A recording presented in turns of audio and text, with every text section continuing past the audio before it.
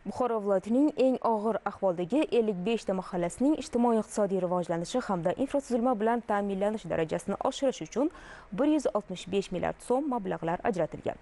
Hozirda viloyatda yo'l ta'mir sohasida ham katta hajmdagi ishlar amalga oshirilyapti. Mavzuni muxbirimiz tayyorlagan lavha misolida davom ettiramiz. Qaror bilan eng og'ir hududlar tanlab olingani bejiz emas.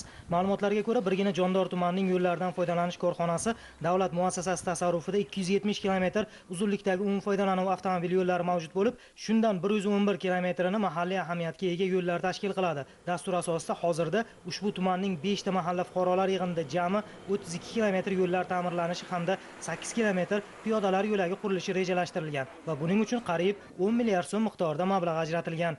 Qorako'l tumanida dastur asosida 4 ta mahalla fuqarolar yig'inida jami 29 km yo'llar ta'mirlanadi va buning uchun 7 milliard so'm mablag' ajratilishi belgilangan. M37 avtomobil yo'lining tuman markazi bilan Bandboshi mahallasini bog'lovchi 7.4 km qismida ham asfaltlashtirish ishlari qizg'in pallaga kirgan. Muhtaram prezidentimizning qarorlarini ijrosini ta'minlash maqsadida bugungi kunda 80D 186 avtomobil yo'li 7 km ta'mirtalab qismida asfalt oldi tayyorlov ishlari amalga oshirilmoqda.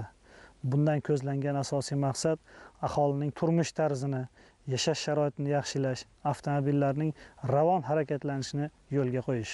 Yurtboshimizga rahmat, chunki necha yillardan buyon xalqimizni qiynab kelayotgan yo'l muammosi yechimini topdi.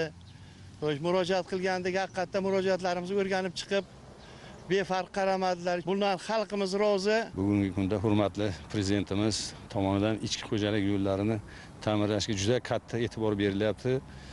Shu jumladan kambag'allikdan farovonlik sari dasturi doirasida prezidentimizni 330-qarorlari qabul qilindi.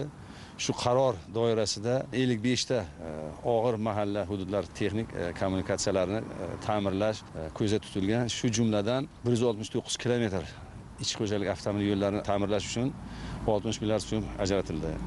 Bu xalqimizni juda xursand qiladi. Yuqoridagilardan ko'rish mumkinki, xalqimizning uzog'i yaqin, mushkuli oson bo'lsa, o'z hayotidan yanada mamnunlik hissi ortadi. Bundan tashqari, yo'l infratuzilmasining yaxshilanishi hududlarda xizmat ko'rsatish, servis sohalari rivoji uchun ham muhim ahamiyat kasb etadi.